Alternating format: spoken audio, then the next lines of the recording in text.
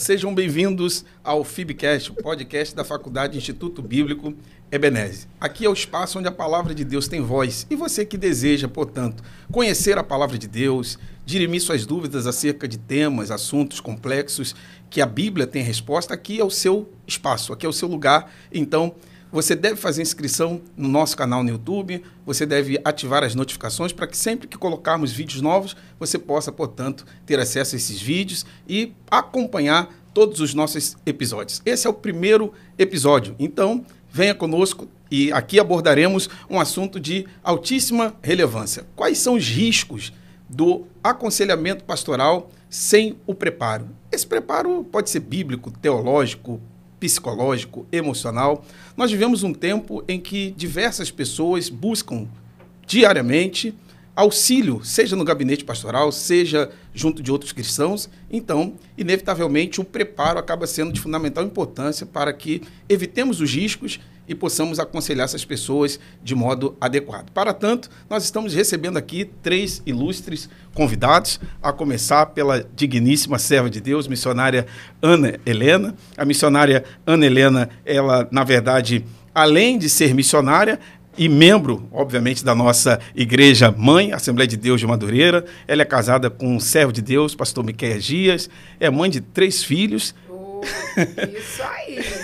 Ela é psicóloga clínica, graduada, na verdade, em psicologia. Além de ser graduada em psicologia, ela é também especialista em clínica, na verdade, psicanalítica. Isso. Ela também é especialista em gestão de pessoas e gestão de negócios empresariais. Na verdade, a mulher serva de Deus é bem preparada, altíssima, muito bem preparada para, na verdade, não só trabalhar com a psicologia, mas também trabalhar na gestão de negócios, gestão de pessoas. Aliás, ela está fazendo mestrado em administração e também desenvolvimento empresarial. Então, tudo aquilo que diz respeito à administração de empresa, gestão de pessoas, gestão estratégica, psicologia, a missionária Ana Helena... Estamos atrás. Estamos atrás. É uma pessoa altamente capacitada para tanto. Além disso, ela também tem um curso médio em teologia, no Instituto Bíblico Ebenezer. Ela está ao lado do pastor Miqueias, pastoreando há 2 anos e meio uma das congregações do Ministério de Madureira, Assembleia de Deus em Camurim, Jacarepaguá, aqui no Rio de Janeiro.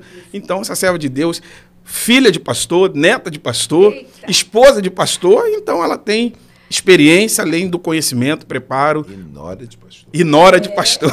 Então ela tem conhecimento, preparo, bagagem, história para poder tratar desse assunto, os riscos de um aconselhamento pastoral sem preparo. Seja bem-vinda, missionária Ana Helena, é um prazer recebê-la. Detalhe, ela também é a diretora administrativa da Faculdade Instituto Bíblico Ebenezer. Não posso deixar de dizer que hoje nós estamos recebendo, no nosso primeiro episódio, a pessoa que administra a nossa faculdade. Então, certamente, ao longo do nosso podcast, ela vai trazer aqui inúmeras informações importantes, novidades sobre a nossa faculdade, que este ano iniciou com autorização do MEC. Que alegria tê-la conosco. Seja bem-vinda. Pastor Rafael, a alegria é minha de estar aqui, não apenas como a Ana Helena, mas com muito temor e responsabilidade, representando nossos bispos, né? O presidente da nossa instituição, Bispo Abner Ferreira, e a nossa diretora-geral, Bispa Marvi Ferreira. Antes de qualquer uma atuação, eu estou aqui com temor, os representando para esse momento tão histórico que a nação madureira está vivendo, né, professores? Os professores vão ser apresentados aqui, mas já estou trazendo eles para a roda, que é um momento muito importante. A gente vem de 55 anos de história do Instituto Bíblico Ebenezer, que nasceu no ano de 1969, e depois dessa longa história sólida, a gente dá esse plus, dá esse passo a mais na formação do obreiro, do indivíduo, né, em sociedade, mas também ministerial, com a nossa graduação hoje autorizada pelo MEC. Estamos aí com a primeira turma já em sala de aula, as primeiras, né, com o nosso primeiro semestre, e é uma alegria muito grande agora com mais esse projeto, com o FIBcast, lugar onde a palavra ganha voz, e aqui é o seu lugar. Pode ter certeza que a cada episódio será uma surpresa de Deus e também da ciência para todos nós. Estou muito feliz. Mas, pastor Rafael, o senhor, como nosso mediador aí, eu preciso... Agora eu vou pegar aqui, né? E vou ter que falar, professores. Ó, Alguém tem que apresentar o senhor, né? Então, eu vou apresentar o professor Rafael Santos. É casado com a Adriana Santos, pai do Benjamin. É verdade. Pastor auxiliar na Catedral da Assembleia de Deus em Santa Cruz, na Cadesc, o pastor José Pedro. Tecnólogo em radiologia, radiodiagnóstico. Especialista também em radiologia industrial. Bacharel em teologia. Graduado em pedagogia. Meu Deus, é um mapa isso aqui. Bacharelando em Direito pela UFRJ. Pós-graduado em Direito Público, Constitucional, Administrativo e Eleitoral. Pós-graduando em Licitações Públicas e Contratos Administrativos. Coautor de vários livros. Curso de especialização foi escrito por ele. Meu Deus, pastor, nós estamos aqui mediados, né, sendo mediado aqui por um pastor que, além de ser servo de Deus, é nosso companheiro na história também do IB. Está junto ali na Cadesc, representando o IB, a faculdade, e agora aqui também junto com a gente e na mediação desse projeto tão lindo. Seja muito bem-vindo também, pastor Rafael. Eu também devolvo essas boas-vindas para o senhor, viu? Eu agradeço a confiança, sobretudo, dos nossos pastores, do bispo Abner Ferreira, da bispa Marvi. Agradeço a confiabilidade da senhora de possibilitar a mim ser o apresentador, mediador do podcast da FIBcast. E é extraordinária essa oportunidade, uma oportunidade única. Poder contribuir com o Ministério de Madureira e poder contribuir com a faculdade é algo, para mim, bastante relevante. A minha vida, pelo menos nos últimos 20 anos, foi estudar. Então, acredito que eu tenha me preparado para esse momento ao longo dos últimos anos e creio que, de alguma maneira, eu posso contribuir, colaborar, devolver para Deus o investimento que Deus fez em mim, devolvendo isso no Ministério de Madureira. Obrigado pela oportunidade. É um prazer poder desfrutar desse momento com todos vocês. Pastor, eu não tenho dúvida que esse será um tempo muito importante, não só para os alunos da faculdade, mas todos que acessarem o nosso canal, que entrarem lá para buscar respostas. E começando com esse tema. Então, eu sei que vai ser um tempo, creio que vai ser um tempo de muito aprendizado para todos nós. Sem dúvida. Além da missionária Ana Helena Dias, nós estamos recebendo aqui o nosso ilustre doutor, mestre em teologia, pastor Luiz Guatura, Amém. Pastor presidente da Assembleia de Deus Terra Brasil, Ministério de Madureira, servo do Senhor que tem exercido diversas atividades no campo teológico. Ele é pesquisador do Instituto Cristão de Pesquisa. ICP. Ele tem... Na realidade, eu sou a pessoa que trabalho com a revisão do material do ICP. Entendeu? Eu sou consultor teológico. Ele é o consultor teológico do ICP. Ele é professor da Faculdade IB, do Seminário IB. Ele é o coordenador da graduação da Faculdade IB. Ele já foi professor de diversas faculdades teológicas, diversos seminários. É um homem muito experimentado, Falou não em só teologia? preparado. Guatura. O sinônimo é pastor Guatura. Pastor Luiz Guatura, seja muito bem-vindo. Também agradeço, estendo meu agradecimento ao senhor como coordenador da graduação por me recepcionar, por me acolher aqui no podcast. E vai ser um prazer dividir esse espaço com o senhor, não hoje, mas também nos próximos episódios. Espero que estejamos juntos e, de alguma maneira, fazermos essa parceria aí no campo teológico e ajudarmos o povo a ouvir a voz de Deus por meio do podcast, explicando a palavra de Deus. Seja bem-vindo, pastor. Muito obrigado, pastor Rafael. Vou fazer um adendo aqui, que o nosso slogan é muito legal, né? Onde a palavra tem voz. Que legal, show muito isso. bom, Né? Minha gratidão aos nossos bispos, né? Que são sempre os idealizadores dos projetos da nossa instituição. A doutora Ana Helena, que é uma chefe bem bacana. Somos companheiros de trabalho. Pedi um aumento para ela depois. Estamos todos debaixo da mesma batuta, não adianta, hein? Ela é legal, que ela disse, você está trabalhando bem, toma aqui mais esse para você fazer. E é legal, a gente vai fazendo, né? Quando tiver tempo, fôlego. E é uma honra estar aqui, né? Penso que esses momentos nós vamos passar aqui falando sobre teologia, falando de assuntos adversos e com pessoas que têm a formação, têm o conhecimento, têm a profundidade, têm o domínio de falar dos assuntos que, nesse contexto do século XXI, os nossos filhos, nossos jovens, os jovens da igreja, os irmãos, né? A igreja não é mais uma igreja no sentido de... O público da igreja não é mais o mesmo de 20, 30 anos atrás. Hoje, a nossa igreja, os irmãos, né, estudam, trabalham, estão bastante aculturados. Então, nós precisamos alimentar esse povo com o arroz e o feijão da Bíblia Sagrada, mas de um outro formato. Então, estou muito feliz, estou radiante de estar aqui, de poder contribuir com a faculdade, que era um desejo do meu coração como teólogo.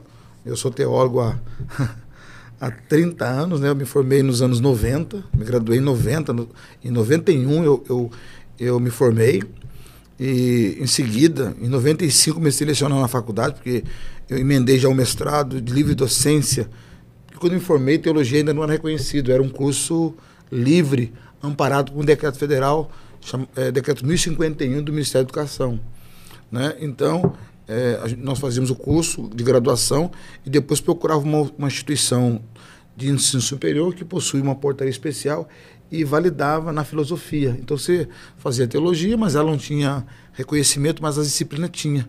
Então essa disciplina credenciada pelo MEC na filosofia, aí tu tornava-se um filósofo, um graduado em filosofia. Depois eu fiz também imediatamente ciência da religião, também um mestrado de livre docência, porque a faculdade de teologia ainda não era reconhecida, mas a gente estudava ali, enfim. E depois, em 99, que o curso foi, de acordo com o Conselho Nacional de Educação, foi reconhecido, foi, né, orientado a reconhecer a teologia. Mas eu comecei a dar aula de teologia em 95, né? Nós estamos em 25, então são 30 anos. Eu tinha poucos anos de idade. O decano. Eu faço 30 anos, daqui mais ou menos, hoje é 20, hoje é 30, né? Hoje é 30? Hoje, sim. Então, dia 14 de junho, faz 30 anos, foi a primeira vez que eu entrei em sala de aula, dia 14 de junho de 1995. Então, é uma tem idade. Estrada, hein? Tem história. E aí, então, estamos aqui para contribuir, para cooperar, né? E vai ser uma bênção. Muito obrigado pelas boas-vindas, pastor Rafael. Doutora Helena, muito obrigado pela confiança. Como a senhora figura representando nossos dirigentes, nossos bispos. Agradecendo a senhora, eu estou agradecendo a todos eles. O pastor Camilo está aqui contribuindo com a gente. Muito obrigado, bom Camilo, pela sua estada aqui. Muito obrigado, pastor. Nós que agradecemos a presença do senhor, pastor Luiz Guatura, e temos a certeza de que a sua experiência, não só o conhecimento, porque o conhecimento ele é importante, sim, mas a experiência de alguma forma valida também o conhecimento que a gente obtém ao longo da estrada. Muito obrigado. Então o conhecimento e a experiência do senhor muito contribuirá com o podcast da FIB. Amém. Eu sou casado também, viu, meus irmãos? Sou casado há 28 anos com a Karine Guatura, que é psicóloga. Sim. Né? Ela faz parte também da nossa equipe. Ela é neuropsicóloga, com mestrado em psicologia social. Tenho 3 filhos lindos, João Pedro, né? Eles são lindos porque não puxaram a mãe. Que é o João Pedro, que está no 6º período de música, entendeu? Fazendo lá em Campos, na Federal. Tem o Caio, que tem 20 anos, o Pedro tem 22, o Caio tem 20 anos, e a Júlia, que tem 10 anos, que é a minha bailarina. Como diz a pastora Karine, é a boneca falante dela. Muito obrigado, pastor. Eu que agradeço, pastor. Além disso, ou seja, além de recebermos a missionária Ana Helena Dias, o pastor Luiz Guatura, nós estamos recebendo aqui o pastor Camilo Figueiredo. O pastor Camilo Figueiredo é um pastor... voz dele. Na verdade, o tom da minha voz é... A voz dele, tipo assim, estou muito feliz. Muito feliz, muito honrado com a presença do pastor Camilo, porque a gente cresce, na verdade, vendo esses homens de Deus serem usados por Deus. Eu vou, antes de apresentar o pastor Camilo, acredito que a oportunidade seja esta. Eu era menino, pastor Camilo, numa ocasião que eu estava na vigília de Madureira. O senhor não me conhecia e nem eu conhecia o senhor. E o senhor saiu daquele púlpito, o senhor certamente não vai recordar-se disso, porque o senhor entrega mensagens da parte de Deus a tantas pessoas e é óbvio que o senhor não grava a fisionomia de todos. Eu estava na vigília de Madureira, num banco quase no fundo da vigília de Madureira. E o senhor saiu daquele púlpito e me entregou uma profecia e até hoje eu não me esqueço dessa profecia. Até então eu não era obreiro, eu não era pregador, eu nem imaginava ser ensinador, professor, e Deus tem cumprido tudo o que usou na boca do senhor na minha vida. Então hoje estar aqui, iniciando esse podcast, vendo o senhor, para mim é um motivo de muita alegria. Imagine, eu, um menino, no outro dia, hoje está apresentando alguém que eu sempre olhei e vi como uma referência, sobretudo no ministério profético, no ministério pastoral, no ministério da pregação. Aliás, muita gente conhece o pastor Camilo, mas no campo do ministério profético, do ministério da pregação, do ministério pastoral. Alguns acabam desconhecendo que o pastor Camilo também é professor. Um homem de Deus. Matemático. Sim, ele, pastor Camilo, é um homem de Deus, casado com a pastora Elizabeth, pastor da Assembleia de Deus em Vila Ponto Chique, em Nova Iguaçu. Na verdade, ele completou recentemente, eu acompanhei, 12 anos pastoreando aquela igreja, que agora já está num novo espaço, está ali iniciando a obra, já concluindo, né, a obra do espaço do culto, e obviamente que tem outros espaços, mas o pastor Camilo está aqui conosco, um homem bacharel em administração de empresa, licenciado em matemática, pós-graduado em matemática, pós-graduando em Novo Testamento. Então, não é só poder de Deus, não é só profecia, não é só visão, revelação, também conhecimento. Que alegria, pastor Camilo, recebê-lo, ter o senhor entre nós. Como muitos dizem que o senhor é o pai dos profetas mais jovens, na verdade, o senhor não é só o pai dos profetas mais jovens, o senhor também é um ensinador, um mestre na palavra, é uma alegria tê-lo conosco. Ele também é professor do Instituto Bíblico Ebenezer. Que prazer ter o senhor aqui conosco. Seja bem-vindo, pastor Camilo Figueiredo. Eu agradeço essa rica oportunidade que Deus está me permitindo viver. E eu quero primeiro tributar a Deus essa gratidão. Depois agradecer ao bispo Abner e à bispa Marvi. Eu, na verdade, me batizei no Ministério de Madureira há 42 anos atrás. Eu não era nascido. Na Assembleia de Deus, em Bangu. E hoje estar aqui é um misto assim de muitas lembranças. Ouvir o senhor falar, pastor Rafael, ver a missionária, a doutora Ana Helena, que eu tive o privilégio de conhecer adolescente.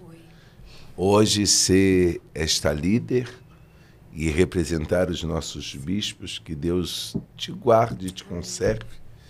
Poder estar dividindo esse momento não apenas com um pastor, mas um doutor em teologia, que Obrigado, pastor. é o nosso pastor e doutor Guatura, e eu nunca vou me esquecer de uma palavra que ele ministrou no meu aniversário, sobre sermos ministro do Evangelho. E nós precisamos entender os remos que temos, entendermos que estamos embaixo remando para ir avante. E eu estou muito feliz, eu entendo em Deus, esse é o meu primeiro podcast.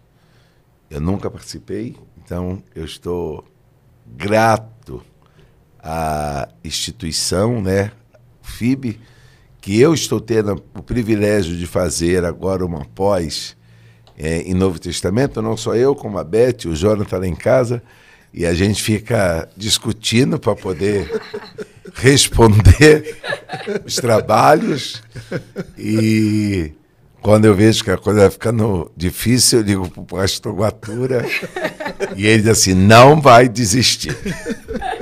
E outro dia, para poder dar conta de tudo isso, até porque eu ainda dou aula, né? Eu trabalho secularmente, eu acordei às 4 horas da manhã para poder fazer o trabalho que eu tinha que fazer. Comprometimento. Porque A gente trabalha, né, pastor Camilo? trabalho e a gente precisa... A gente trabalha. E assim, é muito interessante. E eu quero convidar você que não se inscreveu a aproveitar. É verdade. Porque muita coisa nova está sendo apresentada e algumas coisas que nós já até tínhamos esquecido estão sendo relembradas. E eu estou tendo um privilégio que eu estou na turma do bispo, né? Então, É verdade. eu estou numa turma histórica, né? É.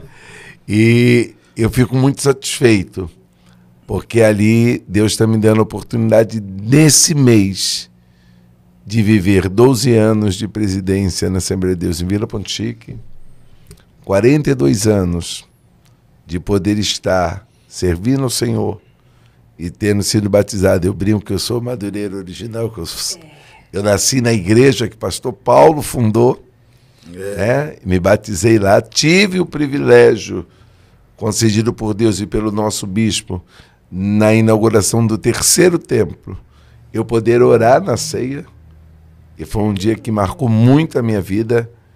Eu chorei muito, porque há 42 anos atrás, meu pai não era crente, minha mãe estava desviada. E eu fui sozinho para a igreja para me batizar. Meu pai não queria deixar eu servir a Deus. Muitas vezes eu estava pronto e ele me proibia de ir à igreja. Como uma punição, ele mandava eu limpar as imagens dele para ver se eu desistia de servir a Deus. Mas quando eu estava com 16 para 17 anos, minha mãe voltou para Jesus. E ali nós fomos caminhando. Infelizmente, aos meus 20 anos, o Senhor resolveu recolher meu pai, mas eu tive o privilégio de ver a minha família salva. Amém. E hoje eu tenho a minha casa salva, servindo a Deus. Então, o mês de maio para mim é muito marcante. E aí ficou mais marcado ainda, porque hoje é aniversário do nosso bispo primaz, né? Então, Deus está me honrando com a inauguração, de poder participar de um podcast e viver, assim, essa experiência maravilhosa. Eu nem sei explicar o tamanho da minha alegria, eu só sei dizer que eu estou como Israel, como os que sonham. Mas acabei de ver que não é um sonho, mas é uma verdade. Seja muito bem-vindo, pastor Camilo Figueiredo. Que alegria poder saber que na igreja da sua história, o senhor hoje está vivendo um novo capítulo da sua história. Inaugurando o podcast da igreja, que o senhor nasceu, cresceu, foi batizado. Todo o seu ministério foi na Assembleia de Deus do Ministério de Madureira, a faculdade que o senhor coopera, e o senhor hoje está aqui conosco. Alegria tê-lo aqui. Vamos começar aí o nosso debate, o nosso assunto, né? Conversar, na verdade, sobre o nosso assunto, os riscos do aconselhamento pastoral, do aconselhamento cristão sem preparo. Nós vivemos num mundo que muitos pensam que a doença do século é o câncer, o que, na verdade, é um equívoco. A doença do século, de acordo com a Organização Mundial de Saúde, é a depressão, a ansiedade. E a depressão, a ansiedade, ela alcança todas as pessoas. Adultos, anciãos, crianças, jovens. Aliás, crianças, adolescentes e jovens têm sido cada vez mais acometidos até por se desconectarem da vida em sociedade e ficarem permanentemente conectados com as redes sociais, com o smartphone. Quanto mais tempo conectado, menos contato com a natureza e com as pessoas, esses jovens, adolescentes, crianças ficam e acabam entrando num quadro de ansiedade que pode levar à depressão. E é óbvio que cristãos não estão imunes à depressão e nem à ansiedade. Foi-se o tempo que a gente julgava que ficar ansioso, ficar depressivo era coisa do diabo. Uma ação espiritual. Nós acreditávamos que quem estava com depressão estava com possessão demoníaca. E graças a Deus que o conhecimento teológico nos libertou dessa visão equivocada, e hoje a gente percebe que, na verdade, são inúmeros os fatores que podem contribuir e levar uma pessoa à ansiedade, à depressão. E uma vez que essas pessoas estão num quadro, ainda que não seja um quadro definitivo por elas mesmas ou por um não especialista, que seja de depressão, ansiedade, inevitavelmente elas procuram um gabinete. Sou pastor Camilo, pastor presidente de igreja, o senhor pastor presidente de igreja, a missionária Ana Helena ao lado do marido pastoreando a igreja. Essas pessoas chegam ao gabinete. Chegam ao gabinete trazendo diversas demandas estas inclusive complexas, eivada de situações emocionais que nem sempre o pastor da igreja está preparado emocionalmente para tratar as questões que ali são apresentadas, e às vezes aquela pessoa que procura ajuda no pastor e quando não encontra, ela vai procurando ajuda em outros. E esses outros também não estão preparados emocionalmente. Então, na verdade, é uma relação de dois despreparados. O pastor, às vezes, e o próprio membro acometido. Ou então, o membro acometido de uma suposta depressão, da ansiedade, procurando ajuda em outra pessoa que não tem preparo. Diante disso, nós temos aqui uma psicóloga, nada melhor do que direcionar inicialmente essa pergunta à psicóloga. Qual é, missionária Ana Helena, a importância da saúde emocional no aconselhamento cristão, no aconselhamento pastoral? Ou seja, qual é a importância do aconselhador estar saudável, e não só saudável, equilibrado emocionalmente, porque tem alguns que têm uma saúde bíblico-teológica boa, mas não tem uma saúde emocional boa e nem equilibrada. Qual é, portanto, a importância da saúde e do equilíbrio emocional de quem aconselha?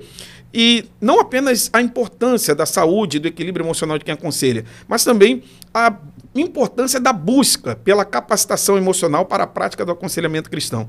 Uma vez que muitos líderes não buscam essa capacitação, não necessariamente cursar psicologia, mas buscar cursos de extensão, cursos que podem, de alguma maneira, instrumentalizar esses líderes para que eles, uma vez capacitados, possam atender essa demanda. Por favor.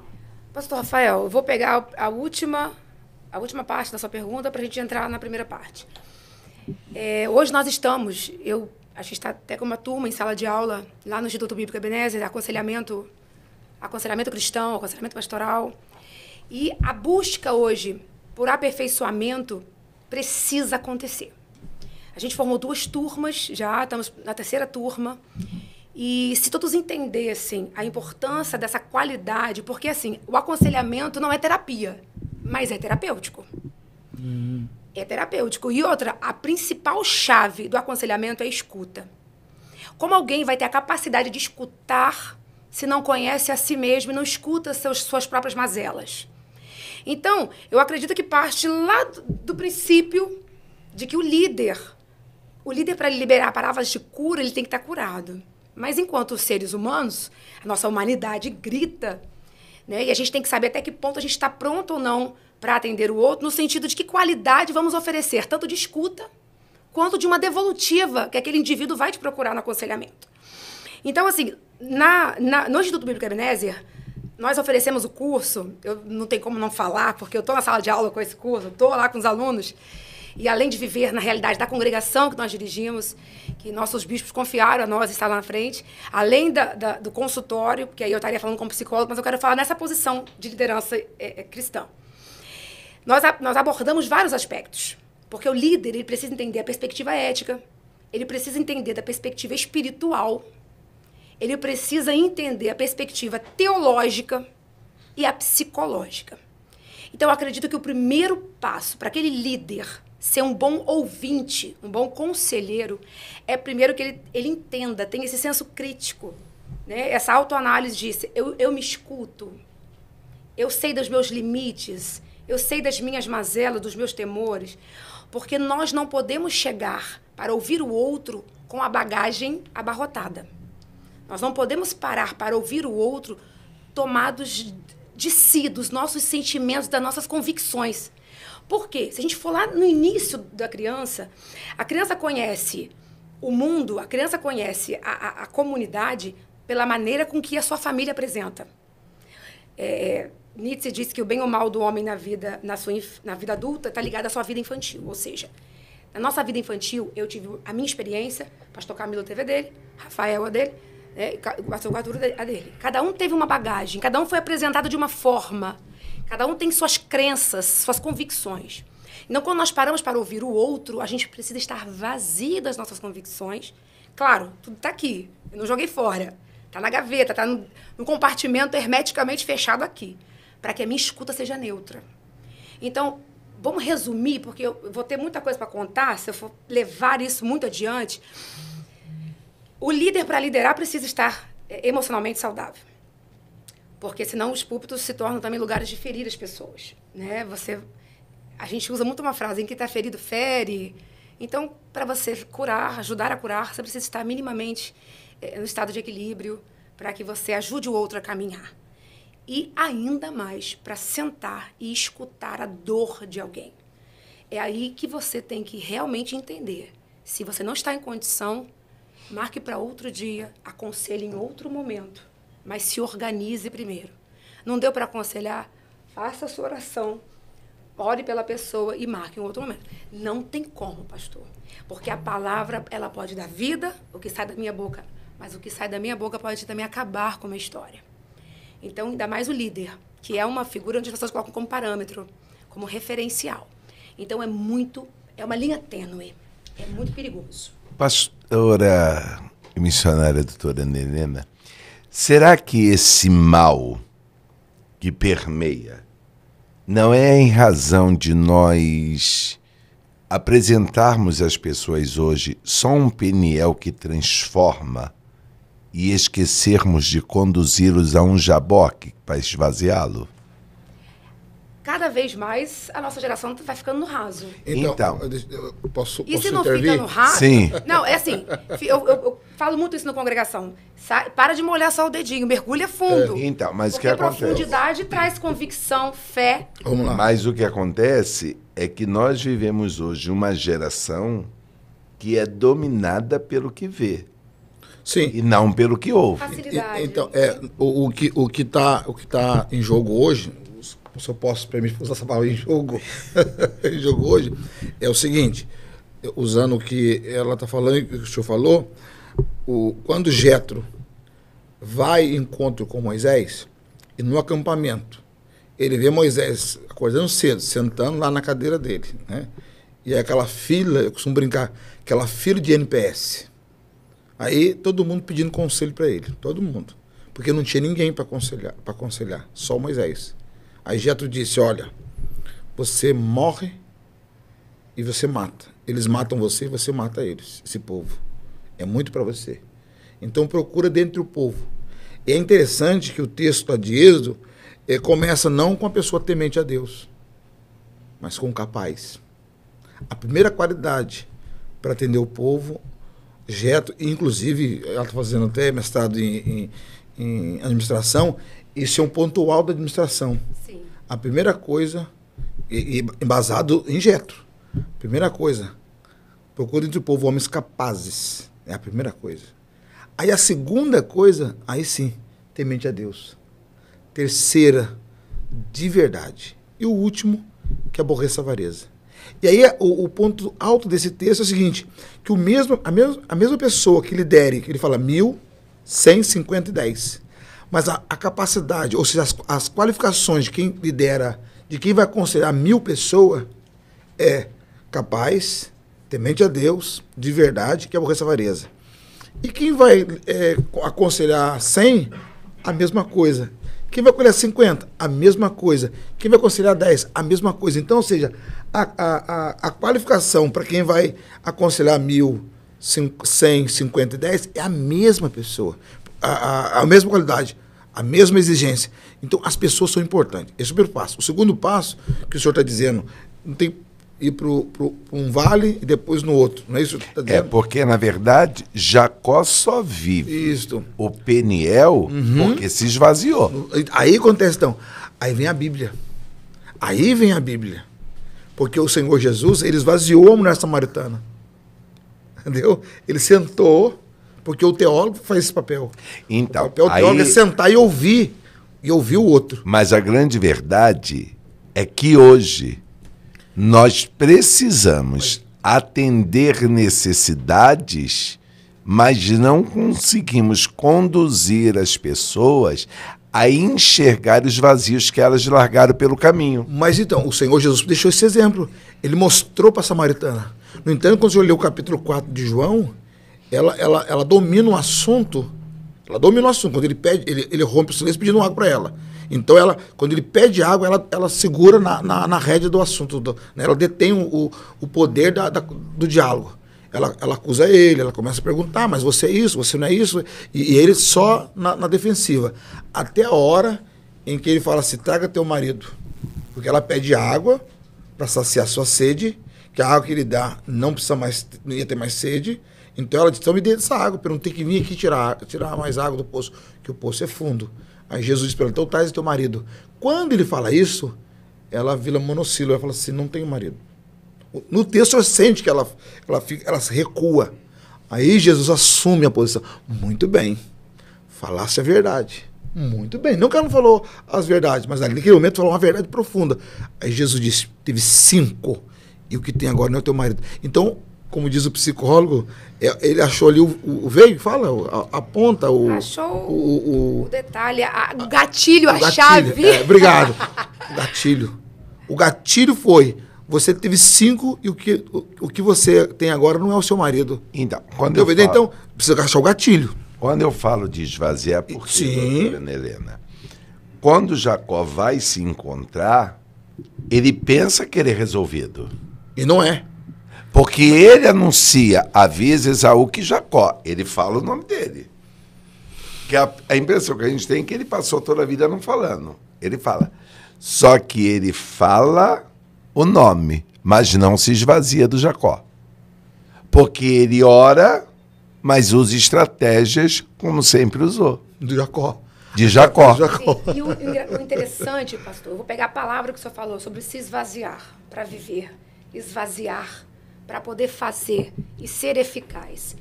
no aconselhamento ou no setting terapêutico. Às vezes, aqui no outro lado, está uma pessoa contando algum trauma similar ao seu. E se você não está vazio, se você não está... O teu gatilho ativa.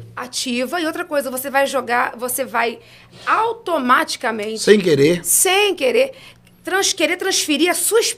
Comigo foi assim? Não, a gente não está no aconselhamento para isso. Você está para ouvir. Você está ali para ouvir. Escuta. Para ouvir. Então, por isso a importância do conselheiro, do líder, se conhecer suas dores, suas marcas. E realmente, quando entrar, se esvaziar da sua bagagem, sua mochila pesada, deixar. Porque ali não é sobre você. O protagonista ali é quem quer ser ouvido. Quem te procurou, quem entendeu que você tem condição de ouvi-lo. Porque a pessoa, para chegar a te procurar, ela identificou em você características de um conselheiro. A sua postura no meio do povo, a sua postura de altruísmo, de acolhimento. No curso a gente aborda isso também. Você não tem como andar pelos corredores, nas gargalhadas altas, nas panelas. Você não vai ter um perfil de conselheiro. Então a pessoa te estudou primeiro, viu em você. Então, o mínimo que precisa haver em nós, para nos colocarmos nessa cadeira, é nos esvaziar. Pelo que eu estou percebendo com a fala da doutora missionária Ana Helena, pastor Camilo, pastor Guatura, nós temos, na verdade, diversos fatores que estão imbricados no aconselhamento pastoral. Pelo que notei, nós estamos tratando de dois lados da moeda. Sim. O preparo de quem aconselha e as mazelas que são levadas por quem quer ser aconselhado. Além disso, as mazelas que acompanham o próprio conselheiro. Sim. Então, nós temos aqui um exemplo da mulher samaritana, que ela chega a Jesus trazendo uma bagagem de diversos maridos. Isso não se resolve com o Val do Jaboque. Ou seja, isso não se resolve com uma experiência. Não é com um dia que você vai resolver os dilemas que estão impregnados na alma de uma pessoa que viveu com 6 homens distintos. Além disso... Não, tem outra coisa. O que ela está dizendo, o Senhor Jesus era judeu. E aí tinha as mazelas da própria cultura. Da encrenca entre o samaritano e judeus. Os desgastes ali, a celeuma. Então Jesus não trouxe essa birra, essa disputa. Ele queria resolver problemas que estavam acontecendo desde o século 8 a.C., quando o Império Assírio invadiu o Reino do Norte. O Reino do Norte, isso então, aí. Para construir essa percepção. Ele não trouxe, ela tentou puxar, ele contornou. Ele não alimentou esse problema. Que é o que ela está dizendo. Então vejam. A experiência minha incluir no aconselhamento. Não pode. Pastor Rafael, a grande verdade é que eu posso me esvaziar no Jaboque, mas mesmo vazio eu ainda brigo contra. Que foi o que Jacó fez. Ele está lutando contra, que ele não sabe que é Deus, mas ele está lutando contra. E naquela luta contra, ele encontra alguém que assim... Tem pessoas que, para tentar amenizar a dor que carrega, ele vai impulsionar alguém a fazer aquilo que ele nunca teve coragem de fazer. Também. Esse é um dos grandes perigos. E eu falo isso porque, assim, não só a vivência do aconselhamento, mas a minha esposa é psicóloga. Eu costumo dizer que eu gosto de um privilégio como pastor Guatura de poucos pastores. A gente tem alguém que Deus capacitou com uma formação que nos favorece muito no aconselhamento pastoral. Então, por exemplo, tem muita gente que chega no aconselhamento pastoral, ele enxerga não alguém para dar conselho, mas alguém para entregar a bênção. Para validar o que ele já está decidido fazer. Ele quer uma bênção. Esse é o perigo também. Validar. Esse é o perigo. Validar, a gente não está ali isso para aí. isso. E muitos conselheiros se arrebentam porque eles acabam validando que não pode validar porque aquela dor está nele. Então, aí acontece com o pastor, a pessoa vem com o cardápio pronto. Eu, como pastor de igreja, como o senhor também é, quando vem o cardápio pronto, eu escuto a pessoa, tá bom, Deus te abençoe. Não vai falar nada? Não, você veio me informar. Você veio pedir conselho. Você veio me informar. Você já tomou decisão, você já fez tudo. Então, eu só... O único que eu dizer para você é, Deus te abençoe e tenha misericórdia da tua vida. Tá? Se for certo, Ele vai te abençoar. Se der errado, como disse o Billy Graham, ore para tomar a decisão, para que você não precise orar pela decisão errada que tomou. Então, eu falo isso. Deus te abençoe. Se ela for certa, Ele vai te abençoar e prosperar. Agora, se for ruim, que Ele tenha misericórdia de ti. Essa é a resposta. Porque não dá para você aconselhar uma pessoa que vem com o cardápio pronto, que vem com a receita pronta. Não dá. E a doutora Ana Helena pode falar isso melhor do que nós. A maioria das pessoas que procuram até o curso de psicologia, eles não procuram para ajudar ninguém. Ajudar ele para si próprio. Eles tentam se encontrar. Esse é um perigo. Para se encontrar. Esse é um perigo. Muitos. Por quê? Ele começa a absorver coisa para sua própria cura, que não é cura. Isso. Porque ninguém cura outro sangrando. Não. Não tem como. E esse é um grande perigo. E aí eu acho que eu posso falar disso aqui com tranquilidade, porque eu vim do templo das Assembleias de Deus que tudo era proibido. Nós ganhávamos uma listinha da proibição. Quando eu fui fazer o 2º grau... Quando fui fazer faculdade, eu ouvi... Eu entrei na faculdade de administração com 18 anos. Eu ouvi de um jovem, da minha época, que eu ia desviar. Quando eu fui fazer o 2º grau, o pastor orou por mim com imposição de mão, porque no meu tempo do 2º grau tinha filosofia e sociologia. Ainda tinha. Depois saiu, mas eu fui um dos últimos moicanos para ter, na minha época, sociologia e filosofia. O pastor orou por mim com imposição de mão, para que Jesus não deixasse eu virar ateu. 2º grau. Hoje, que é o 2º grau. Que na minha época era o colegial. Assim, no meu tempo era colegial. Depois passou a ser 2º grau e agora é ensino médio. Então eu recebi imposição de mão. Mandou dobrar o joelho, orou, imposição de mão. E o medo dele era de eu desviar, de virar ateu. Então, Jesus guarda ele para não virar ateu. Eu ia encontrar filosofia. E na filosofia eu fiquei mais crente. O que a gente percebe diante da fala de cada um dos senhores, e na verdade da senhora, é que aquele que vai ao gabinete, ele carrega diversas mazelas consigo. E ele precisa encontrar alguém que esteja preparado, capacitado como Jetro, para aconselhar essa pessoa que foi a ele buscar conselho. Mas nem sempre o aconselhador está vazio das suas próprias mazelas ou vazio de si mesmo. Não obstante, às vezes o aconselhador não tem o ouvido inclinado a ouvir. Ele tem o ouvido, mas só está escutando, não está ouvindo. Então ele acaba não percebendo tudo aquilo que aquele que for buscar o conselho deseja e precisa, na verdade. Não só deseja, precisa ouvir. Eu posso fazer só um adicional? Eu permito a senhora, concluindo o que eu quero apresentar a vocês, que o problema não é apenas reflexo do contexto de mundo que a gente vive. Acredito que muitos chegam ao estágio de depressão, ansiedade, pela sua própria história de vida, são vários fatores que contribuem, mas também nós estamos vivendo um tempo, e aí eu fiquei muito apegado à expressão que o senhor usou, figurada, de pessoas que querem a experiência, mas não querem a mudança de caráter, de conduta, de comportamento. E talvez isso acaba sendo reforçado pela falta de investimento no discipulado que nós, enquanto líderes, permita-me generalizar, não empreendemos nas nossas igrejas. Um discipulado eficaz, não um discipulado simplesmente classe de catecúmenos para batizar aqueles que estão desejosos ou ávidos pelo batismo, mas um discipulado que inclusive perpassa pelo aconselhamento. O discipulado em que o pastor traz um jovem obreiro, traz um recém-convertido para perto de si, com o intuito de ir discipulando, preparando, tal como fez Jesus. Então a gente vive, na verdade, uma série de problemas que colocam um aconselhamento pastoral em risco.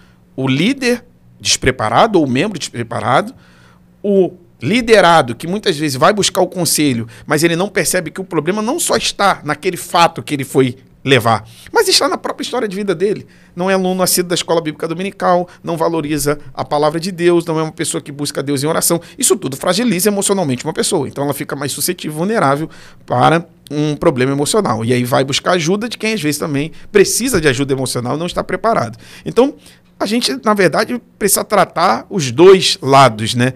Mas é isso que eu queria contribuir. O que eu ia falar vai de encontro com o que o senhor acabou de falar.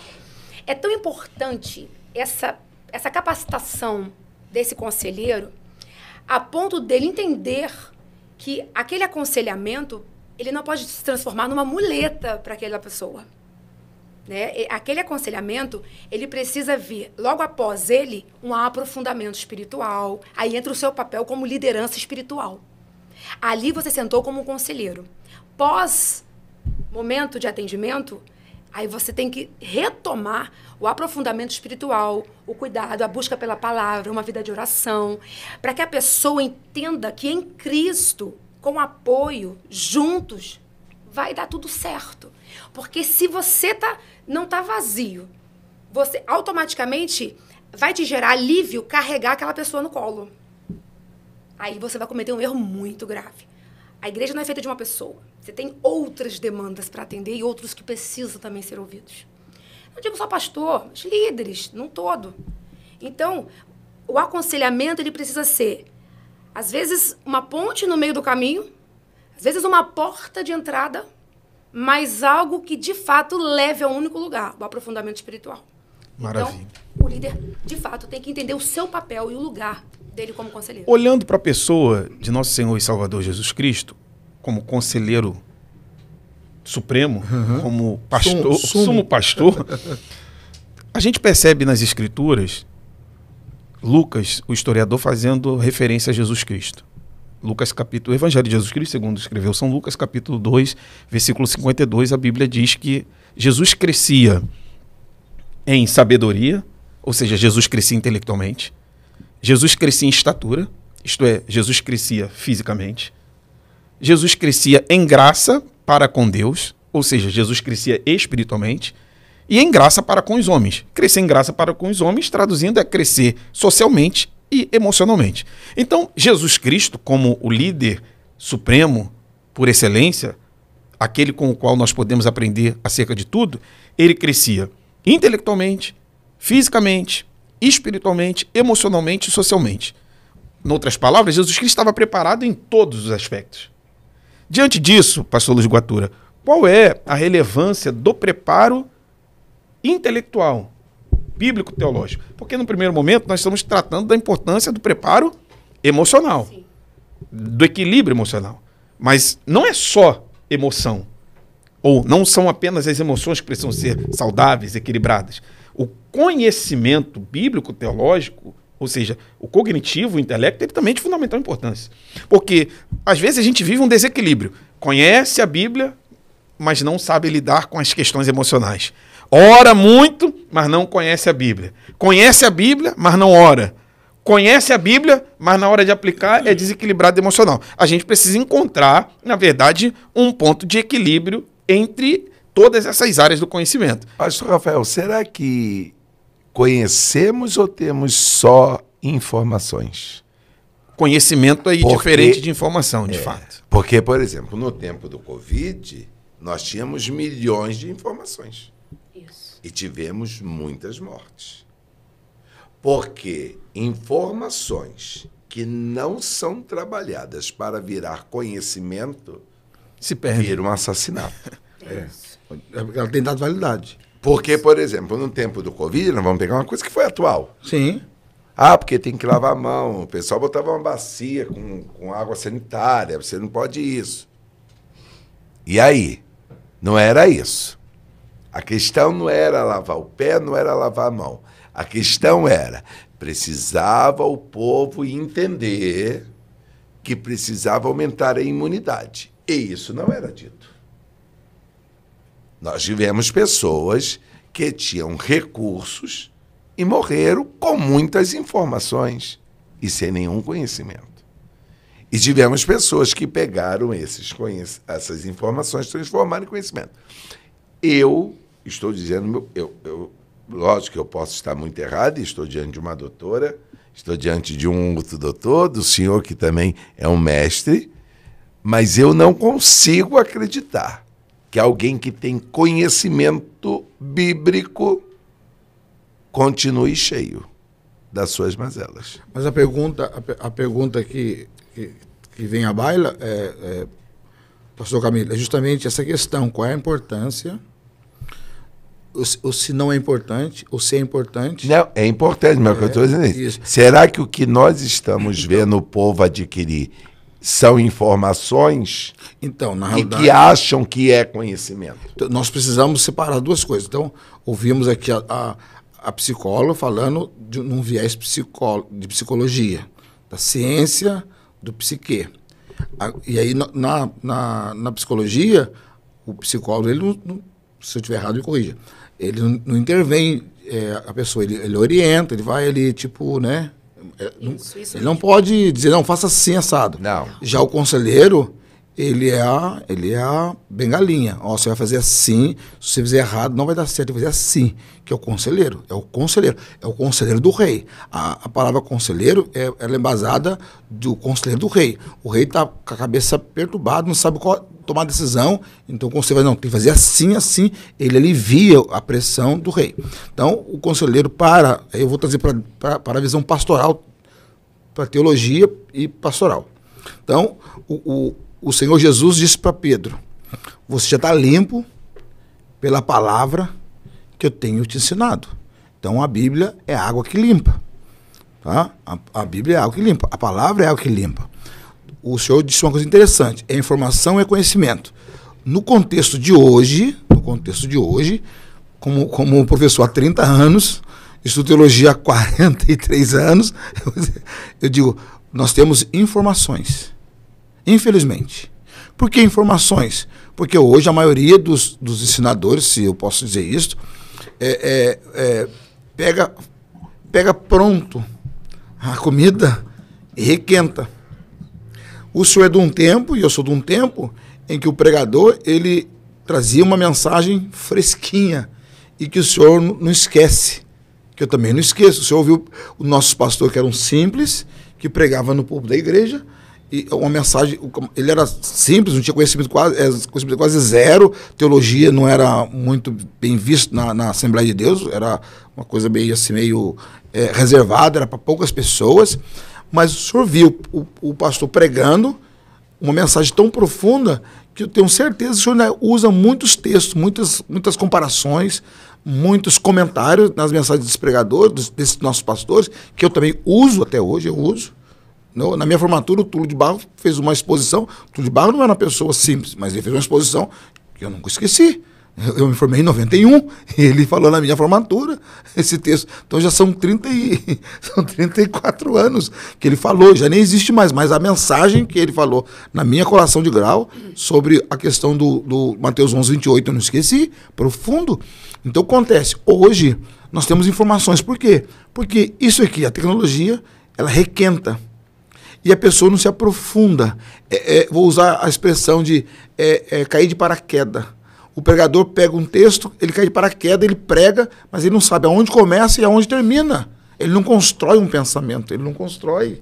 E aí o senhor ouve, legal. Então há uma distorção, porque a teologia é fio de navalha entre o bem, entre a teologia boa e a teologia ruim.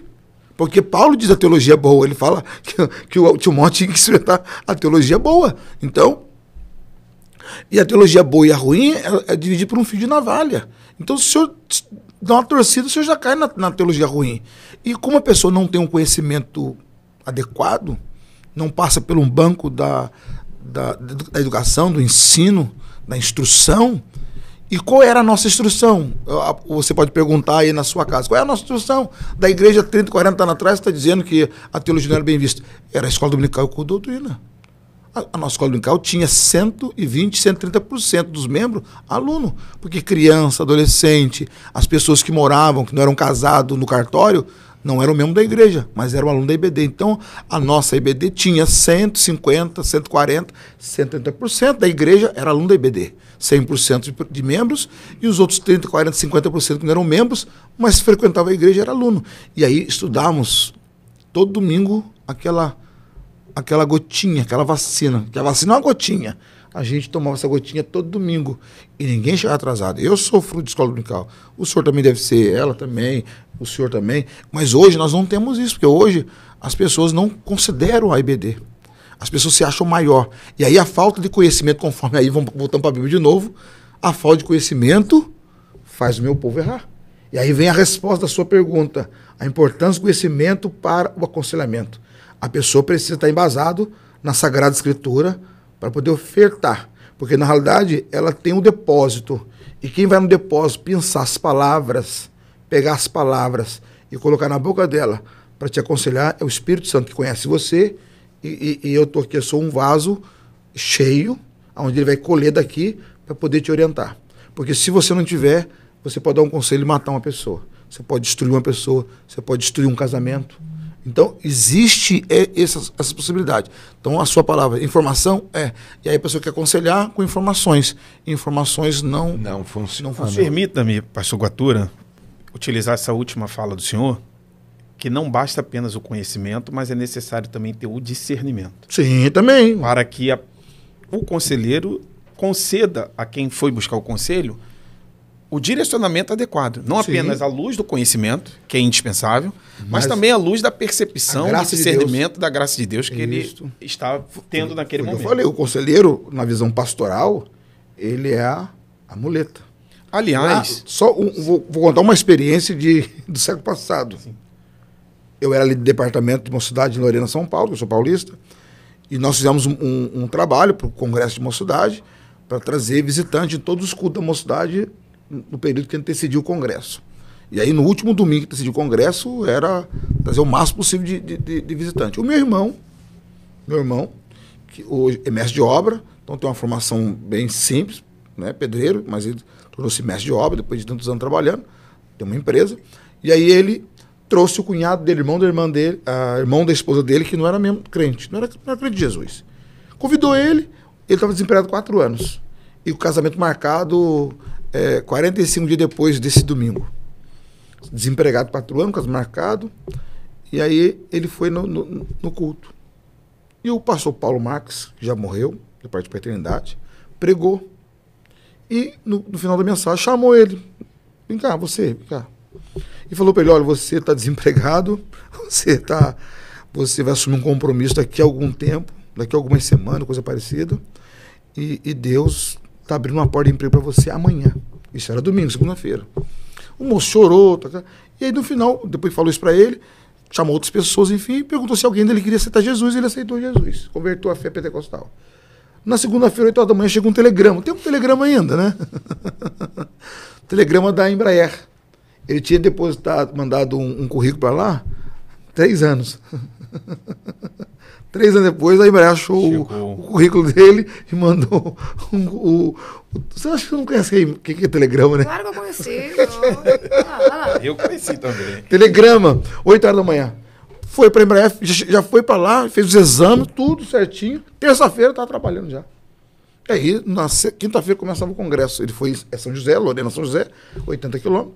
No sábado ele foi no trabalho da juventude. Domingo de manhã, culto, a oração para eles bater com o Espírito Santo. O rapaz foi bater com o Espírito Santo, uma semana de convertido. E ele era um camarada altão igual tu, assim, e Jesus pegou ele de uma tal maneira que ele queria pular da galeria, a gente segurando ele, e os irmãos que iam segurar, acabava incendiando também, queria pular, e aquela coisa, enfim. Aí, ele, agora, domingo na igreja, mas namorava uma moça que não era mesmo da igreja, que não sabia, é uma família, né, que tem a sua própria tradição religiosa de raiz africana. E o casamento, filha única, o casamento era o acontecimento. Então, bebida alcoólica, tudo. Aí o casamento se aproximando, aí ele foi falar com meu irmão.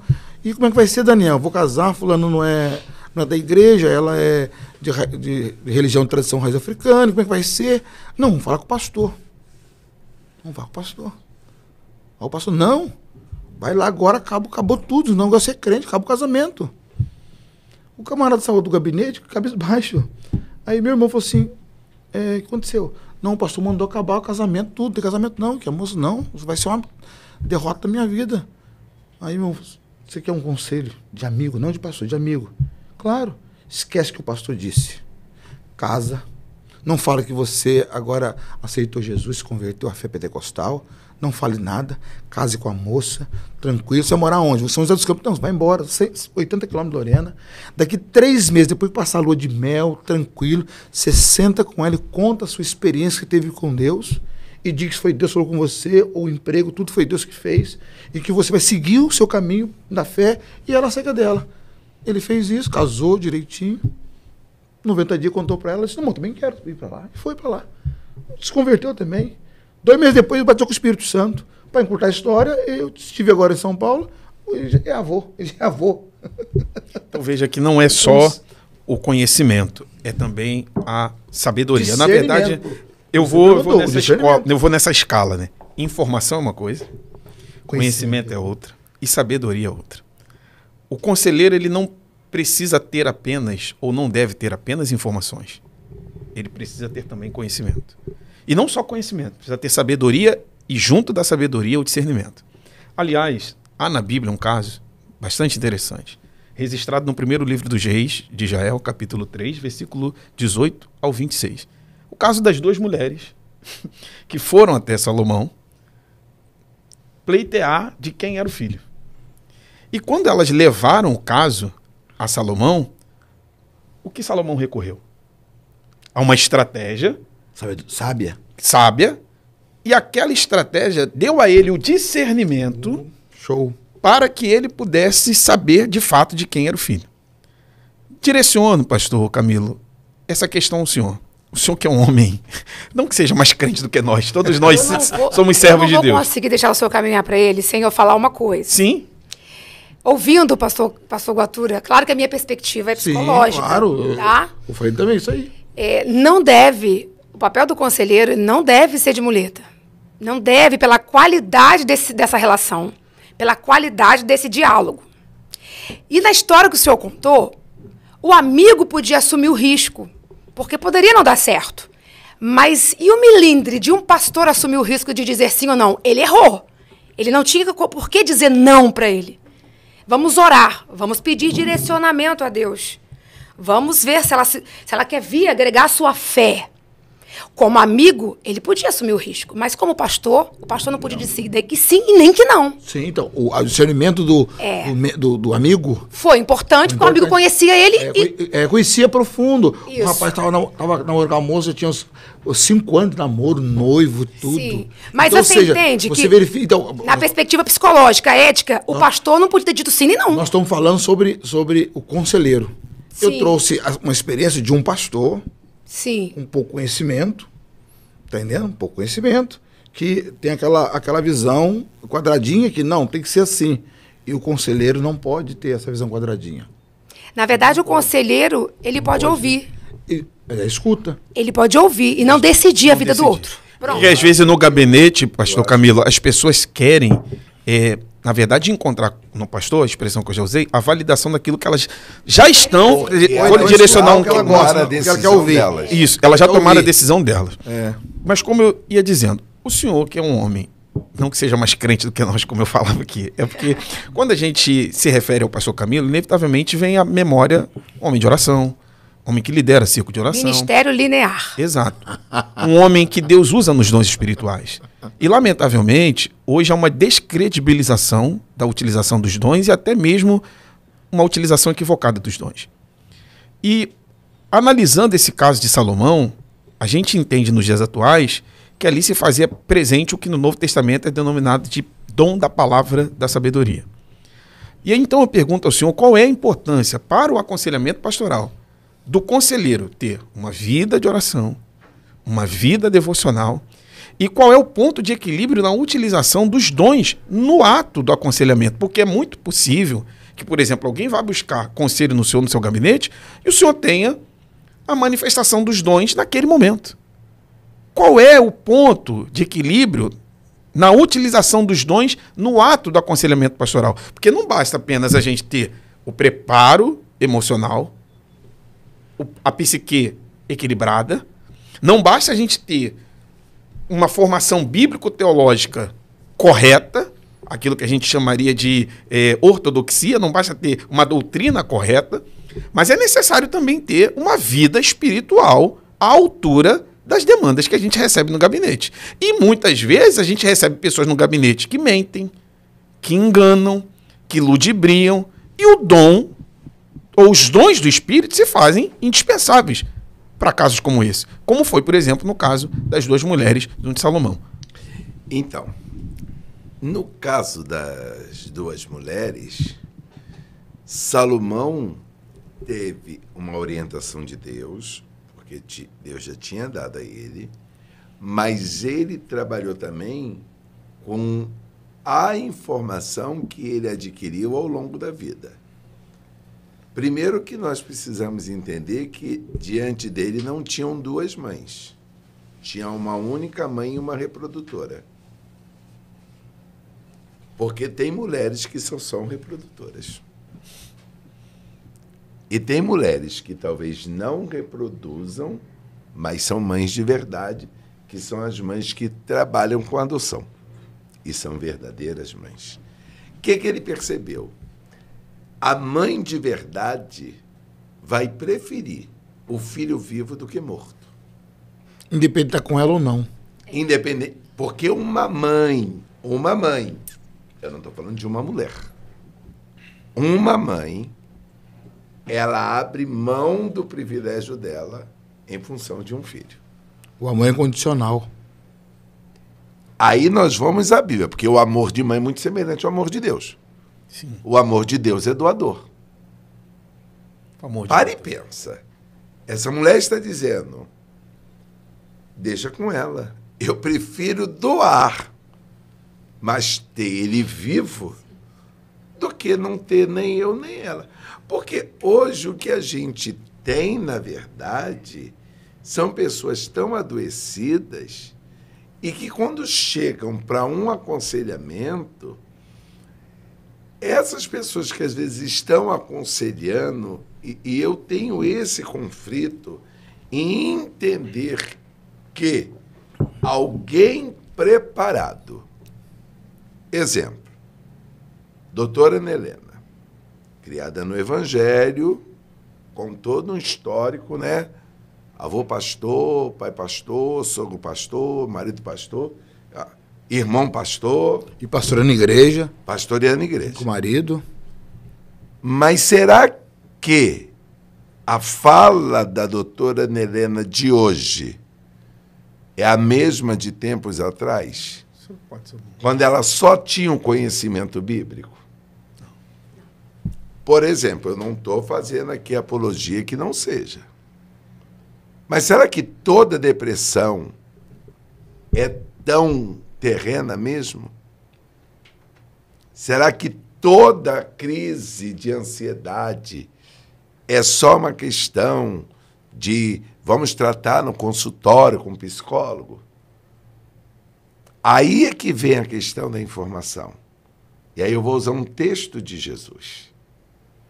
Os discípulos receberam o poder para expulsar demônio. Se depararam com um homem, com uma criança, e não conseguiram expulsar demônio. Jesus não chegou dando bronca. Jesus foi buscar informação. Desde quando se sucede isso? Aí eu pensei, mas desde criança.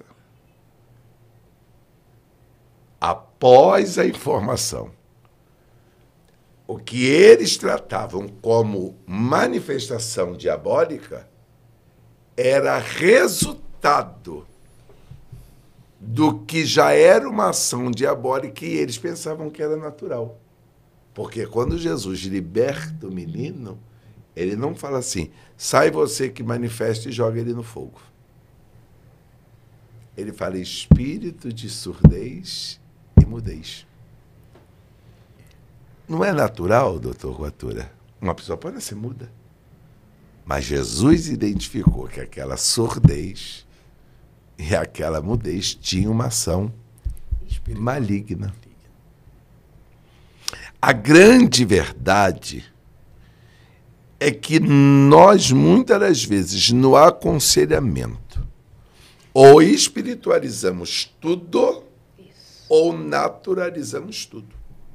Nós saímos do tempo das Assembleias de Deus, que todo quadro Espiritualizado. emocional era demônio. A gente está sempre nos extremos, né? E hoje nós estamos tratando tudo como natural. Eu acredito muito, pastor, partindo do princípio que a arma do inimigo, uma grande arma que ele gosta, né, é a covardia. Eu acredito da atuação dele numa vulnerabilidade do indivíduo. Aí mescla-se o natural com o espiritual, porque ele encontrou terreno mais fértil. Então, Porque o diabo não precisa de sacrifícios. Ele só isso. precisa de um povo sem conhecimento. É isso. De vulnerabilidade. Porque, na realidade, a depressão ela abre porta para a opressão Sim, e que gera a possessão. pastor Porque na Batura. opressão leva a pessoa ao suicídio. Se a pessoa não suicida, então o maligno se apossa dela. Aí dá isso. Então, a depressão gera opressão, que gera possessão. A opressão é maligna e a possessão é maligna. Mas a depressão é uma janela, uma lacuna, E o diabo uma brecha pode se do homem. pode- Eu Isso. vou contar Sim, a minha ué. experiência. Essa Posso contar? certeza é o que eu mais defendo. Essa vulnerabilidade Concorda, é o campo né? de atuação que eu mais Posso contar a concordo. minha experiência? Eu perdi meu pai aos 20 anos. Um momento que seria essencial para a minha vida. Poxa, você imagina você servir a Deus e criar que assim, meu pai vai se converter, vai me ver. Não acontece. Foi salvo.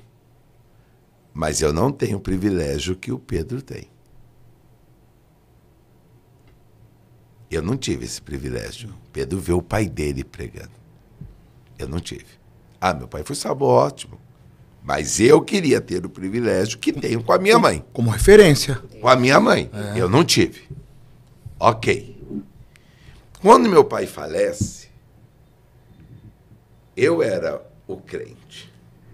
Eu tinha que ser forte. O que eu fazia, pastor Rafael?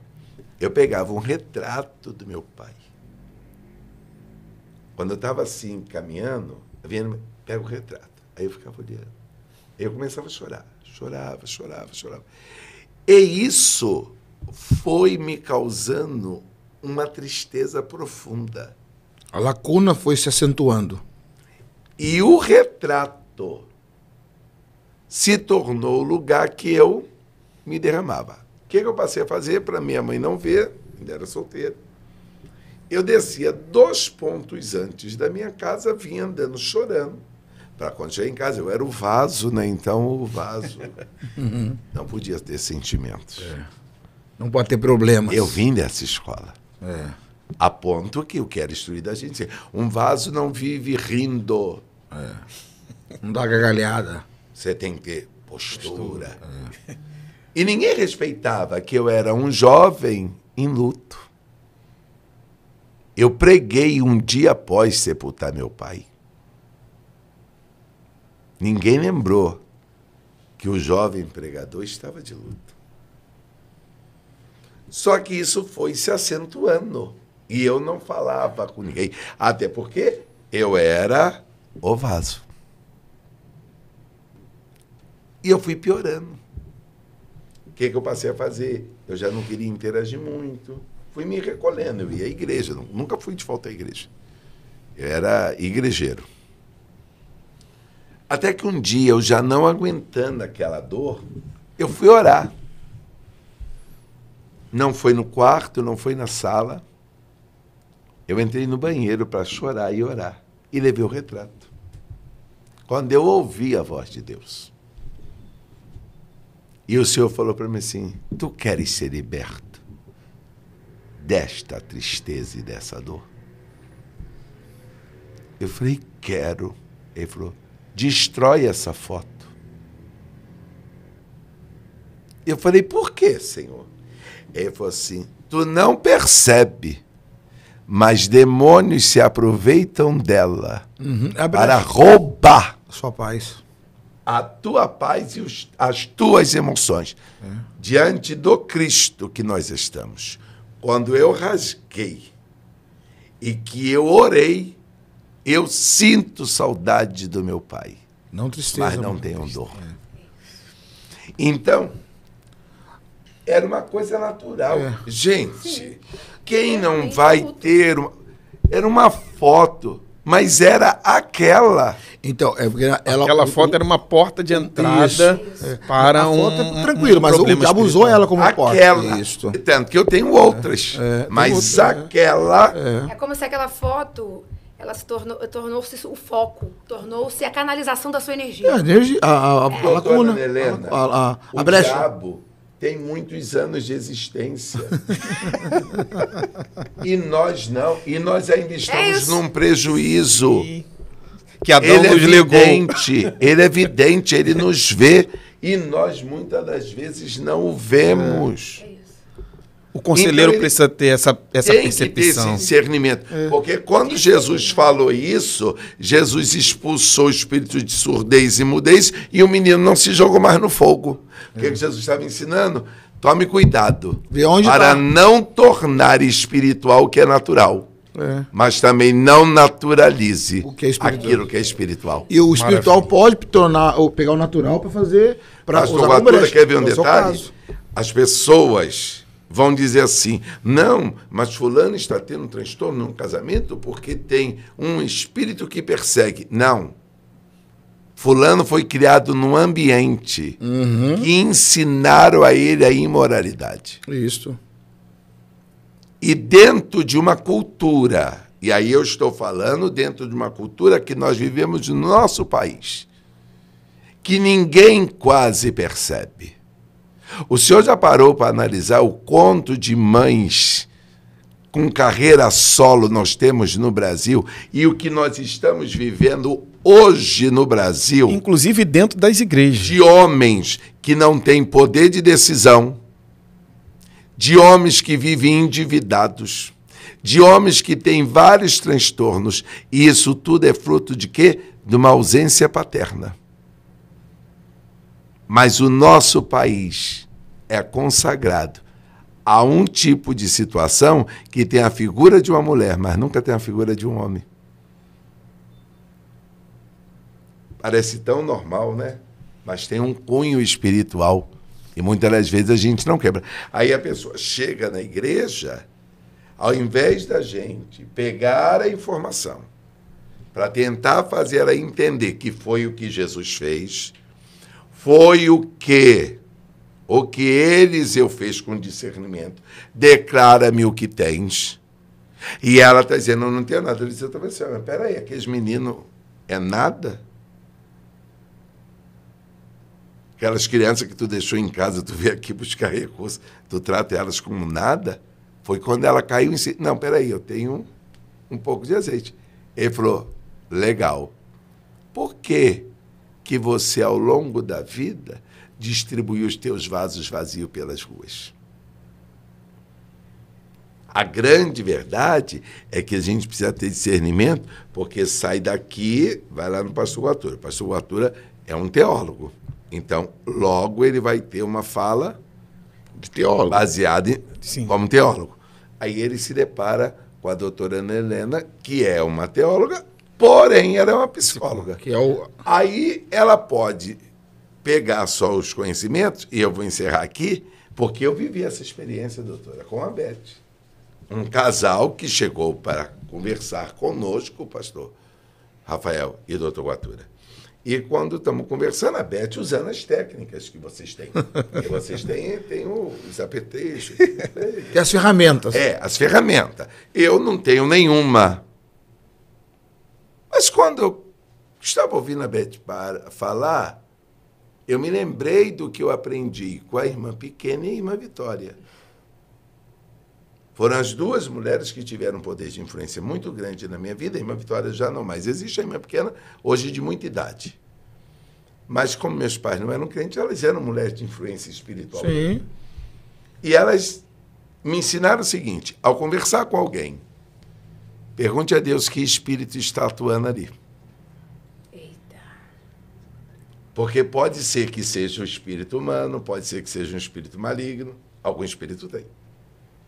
Aí quando a moça estava falando muito, e eu falei assim, gente, ela diz que o homem é maravilhoso e não quer ficar casada. Eu fiquei assim parado.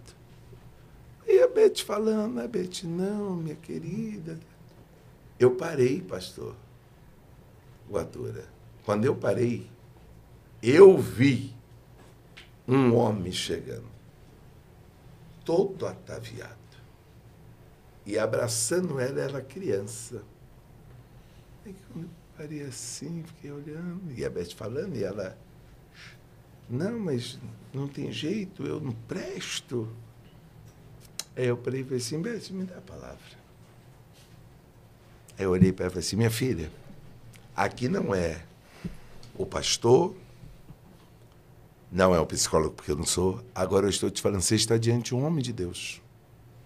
E eu vou te dizer a razão por que você quer o divórcio. Ela, por quê? Eu falei, porque tu foi abusada quando criança. E eu estou te dizendo e vou te descrever quem abusou você, porque eu vi em visão. Ela deu um grito. E por que ela queria a separação? Porque o marido dela andava naquilo que a gente chamava da sã doutrina. Porque quem abusou dela fazia ela imunda e dizia que era santo. Quando ela olhava a imagem, o gatilho, para a glória de Deus. Estão casados até hoje e ela liberta. Glória a Jesus. Fantástico. Então, assim, não foi só o preparo da Beth, que, lógico, Ajudou. que Deus revelou, ela fez terapia, e o rapaz também, mas se não tivesse aquele discernimento... Sim, o discernimento. Por isso que nós estamos tratando aqui a palavra-chave do tema de hoje, os riscos do aconselhamento espiritual sem preparo, é o preparo.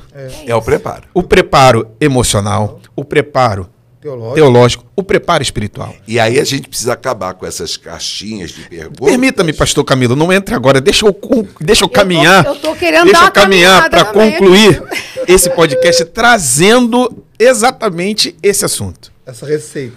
Porque nós estamos num tempo, pastor Guatura, Ele não pastor vai deixar Camilo. falar. Ele Ô, Não vai, doutor. a senhora quer falar? Eu Quero não percebi. falar. Desculpe-me. Quero falar. Desculpe. Não teve como eu não ouvir o pastor Camilo, né, contando da sua experiência no gabinete, para trazer, só para fechar a minha parte. Fica à vontade. Para trazer de novo minha fala lá no começo.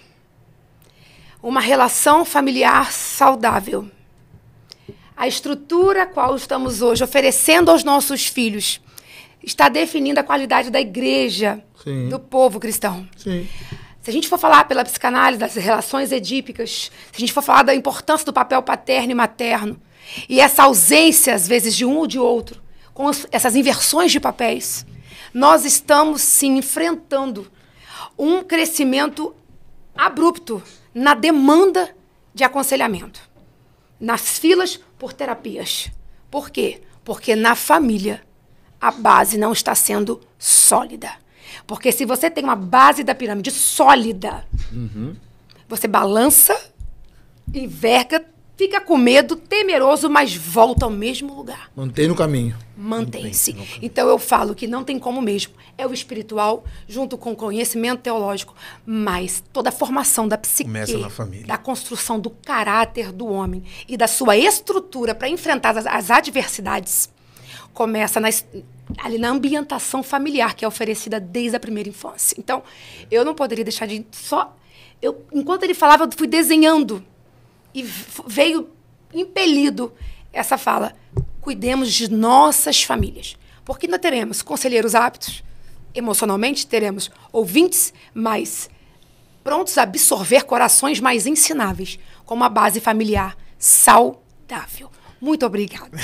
Não, excelente intervenção da parte da senhora, porque tudo começa na família. Uma família desestruturada vai maximizar a quantidade de pessoas que vão buscar aconselhamento pastoral com problemas complexos. Uma família desestruturada gera um aconselhador desestruturado. Então, a família é a base de tudo. Nós vamos caminhar para encerrar nosso podcast, mas eu não gostaria, pastor Guatura, de encerrar o podcast sem trazer essa questão aqui.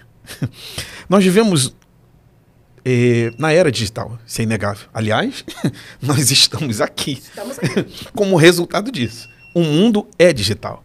foi-se o tempo de um mundo analógico. Nós vivemos na era digital. Sim. Aliás, alguns dizem que nós estamos agora estabelecidos no espaço geográfico móvel e não mais no espaço geográfico físico. Sim, O próprio sociólogo Manuel Castel, ele diz que nós vivemos numa sociedade em rede. isso. Então as relações elas se dão nas redes, por assim dizer, nas redes sociais.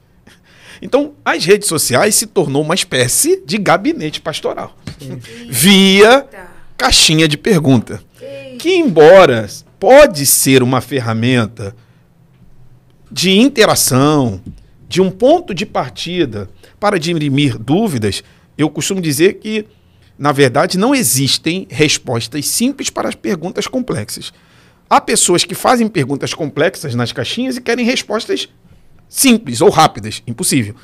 Logo, muitas dessas pessoas levam a essas caixinhas ou às redes sociais, inclusive a líderes que sequer conhecem elas e sequer eles conhecem. Constituindo assim a diluição da autoridade pastoral. O senhor que é pastor de igreja, imagine uma ovelha sua e buscar conselho numa caixinha de pergunta com um pastor que ela não conhece quando ela deveria procurar o seu pastor. De igual modo o senhor, de igual modo a senhora que ao lado do seu marido pastoreia uma igreja. Então nós vivemos o tempo da diluição da autoridade pastoral local. Resultado disso, pessoas indo às redes sociais buscar conselho com quem elas não conhecem e alguns se colocam na posição de aconselhar quem sequer elas conhecem também. Existem perguntas que são feitas, inclusive, de cunho íntimo. É um perigo. O que é um perigo. Homem colocando-se à disposição para responder perguntas de foro íntimo, de casamento, de criação de E filho. às vezes nem casados são. E às vezes nem casados são. Quais são os perigos? Essa é a última pergunta da mesa de hoje. Quais são os perigos? Porque até então a gente falou do preparo de quem deve aconselhar. Agora a gente também precisa falar com quem busca conselho. Quais são os perigos dessas pessoas, desses cristãos? Quais são os perigos que eles correm ao buscar conselho nas redes sociais por meio de pessoas que sequer eles conhecem? E ainda que conhecessem, ali não é um gabinete pastoral. O lugar de procurar conselho é em pessoas que conhecemos, pessoas que transmitem segurança, mas não é nas redes sociais. Eu mesmo recuso-me a responder determinadas questões que me são apresentadas, quer em caixinha ou quer no privado, no direct. Não vou responder porque eu não sou seu pastor. Você deve procurar seu pastor. Isso também aponta para um outro problema que está imbricado a esse. Por que as pessoas estão indo procurar conselho pastoral nas redes sociais? Porque elas perderam a confiança no pastor local? Porque elas não se sentem confiáveis em expor a intimidade, a vida delas e acabam buscando em outros? Esse é o nosso último debate. Comece, pastor Guatura, e vamos rodando a mesa. Você é objetivo. Então, o pastor, ele conhece a ovelha. Então, eu sempre digo na igreja que o pastor, ele conhece a criança, o adolescente, o jovem, o namoro, faz o casamento, enfim. Então, quando essa pessoa vem no gabinete, o pastor sabe, já conhece aquela pessoa. Então, ele já vai fazer perguntas, questionamento para oferecer o conselho, para ofertar o conselho, ele já vai direto nos pontos que ele conhece a pessoa. E muitas delas se esconde atrás de uma máscara. E ela não quer expor isto. E aí é onde ela procura, nesse lugar sem dono, porque ela está ali escondidinha e ela quer só um remedinho para curar a dor de cabeça. E na realidade a dor é na cabeça, mas a fonte da dor na cabeça não é, tá no fígado, tá no estômago, tá na coluna. E o pastor, ele vai na fonte do problema. E o pior, elas voltam ao pastor com a resposta que receberam das redes sociais, confrontando o pastor. Sim. Mas o fulano lá me disse isso, o Beltrano falou aquilo. O que a senhora tem a dizer, missionária Helena? O que o pastor Guatura falou, ele vai de encontro ao que instalou na minha mente. Uhum. O indivíduo não quer ser confrontado para haver mudança. Não quer cura. Ele não quer cura. Quer remediar. Ele quer remediar, maquiar a sua situação atual. Então eu vou buscar uma receita pronta, uma receitinha de bolo, coloque 2 colheres de emoção, coloque 3 colheres de motivação. E não existe. Para haver transformação, precisa doer. E a geração superficial que se alimenta hoje não quer ser confrontada para ser transformada. Então é mais fácil pegar uma receitinha, me motivo hoje, amanhã volto, pego mais uma dose para amanhã, do que uma cura completa. Então, é remediar. É remediar é passar ali uma maquiagem bem bonita, botar o rosto na igreja, o rosto nas redes, volta e se corrói naquele câncer na alma. Então, isso condiz com o ritmo que a geração vai hoje a passos do imediatismo. Para que eu vou parar para tratar? Eu vou dar um jeitinho aqui e vou caminhar mais um pouquinho. Não, para, recupera, depois volta para cena. Mas a pessoa não quer mais sair de cena para se tratar. Então, isso acontece na psicologia, isso acontece nos gabinetes também. E eu vou querer contar tudo, mas não dá, chega. A gente deixa o tema para o próximo podcast. É assim, pastor Camilo? Até porque é muito fácil, numa caixinha, sustentar um personagem. Isto. Eita. Isso aí. O que não é A máscara. fácil é quando eu estou lutando contra Deus e ele não me mata, mas me fere. E me obriga a tirar a máscara. E fala o teu nome. A mulher samaritana. Jacó. Não. Eu estou te dizendo que o que tu queria era bênção. A bênção tu já tem. Agora, para tu ter bênção, eu quero que tu saia daqui com uma consciência. Tu recebeu o nome de Jacó, dado pelos teus pais. Mas eu sempre te enxerguei como uma nação. Então sai daqui como Israel. A mulher E o samaritana. que o pastor fez com Jacó? Há 21 anos antes desse fato, a mesma pergunta foi feita a ele. Qual é o seu nome? Ele disse, Esaú. 21 anos depois, o pastor, o bom conselheiro, ele sempre vai confrontar. Ele não vai maquiar. Por isso que alguns buscam as redes sociais, porque não querem um confronto. Porque e o pastor vai lá e pergunta, qual é o seu nome? E o conselheiro vai te fazer entender, você não nasceu para ser só Jacó, você nasceu para ser nação. Mas Só para crescer, vai doer. E aí Processo. a nação só nasce passando no Isso. Peniel, mas sair mancando. É isso. E a mulher O encontro samaritana. com Deus deixa marcas. E a mulher samaritana se escondeu atrás de uma história do seu povo, mas tinha. E Jesus curou ela como? Isso, Confrontando. Vai e chama o teu marido. chama Ela o- tenta mudar de assunto, ela tenta não, se não esquivar, tem dizendo, marido. não tem marido. Não tem marido. Aí Jesus diz, não há, tivesse muito bem, tantos, muito bem. esse agora não é seu. Ela muda novamente de A assunto, vai pro doutora campo da Ne- teologia. Isso, Os nossos pais dizem. Você é nesse- completou a tua pergunta. É. Você puder. A doutora Nelena foi feliz quando disse, vamos esquecer que conselheiro é uma muleta. Porque tem pessoas que já sabem que vai dar errado. Ele quer que você valide. Sim. Por quê? Porque Responsabiliza nós, você. enquanto Pastor me aconselhou, conselheiros, pastor falou. Aí vem a facilidade. Estamos- Eu vou terceirizar o meu fracasso. Isso. porque nós, enquanto validando conselheiros, o que ela damos quer, pra pessoa, não, vou ficar aqui, ó. Eu vou estar sempre te sustentando. Sustentando. validando o que ela quer, ela consegue, nesse fato, a plataforma para transferir a responsabilidade para outra. Eu validei que o pastor Camilo me aconselhou que eu podia me divorciar, então me divorciei porque Você o se Camilo. isenta da responsabilidade. Porque o pastor Camilo falou, a pessoa quer se É isentar a da tal das responsabilidade. caixinhas. Exato. Se isenta da Maravilha. responsabilidade. Gente, infelizmente, o nosso podcast está chegando ao Quer ouvir fim. mais esse pessoal? Faz matrícula, faz a sua matrícula na faculdade do IB. Se É você nosso quer aluno. ser preparado intelectualmente, emocionalmente e espiritualmente, o lugar do preparo espiritual não só na oração. O lugar do preparo espiritual também é na academia. Jesus Cristo disse, errais não conhecendo as Escrituras e nem o poder de Deus. Não é em vão que as Escrituras estão à frente do poder, porque as Escrituras validam o poder. Poder sem Escrituras é emocionalismo. Escritura sem poder vira ceticismo. Então as duas coisas precisam caminhar junto. A gente precisa de conhecimento. Dá aplaudir. Que isso? A gente precisa de conhecimento que leve à manifestação do poder. Mas essa manifestação do poder, ela precisa estar pautada no conhecimento. Então o seu lugar é na na FIB. FIB. É Faculdade na FIB. Instituto Bíblico Bíblico Ebenezer. Ebenezer, isso aí. Lá você adquire conhecimento intelectual, vai adquirir preparo emocional, vai adquirir também preparo espiritual. Então, se você deseja cursar teologia, você que é pregador, você que não é pregador, você que é obreiro, você que não Professor é obreiro, de EBD. professor de escola bíblica dominical. Eu costumo dizer, eu sou Seminário. mais radical nesse sentido, pastor Luiz Guatura. Quem é professor de escola bíblica dominical, pregador, obreiro, deveria ser obrigado a fazer faculdade de teologia.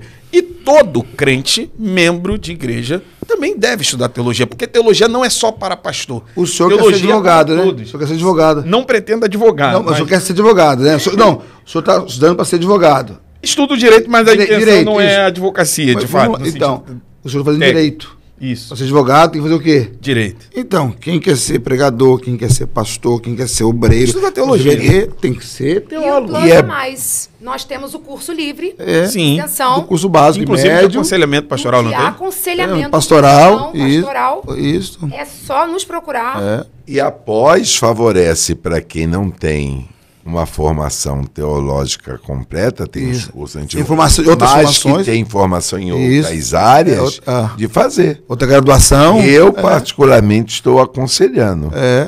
E assim, tem sido muito proveitoso. É trabalhoso? Claro que é. Mas é muito Maravilhoso. proveitoso.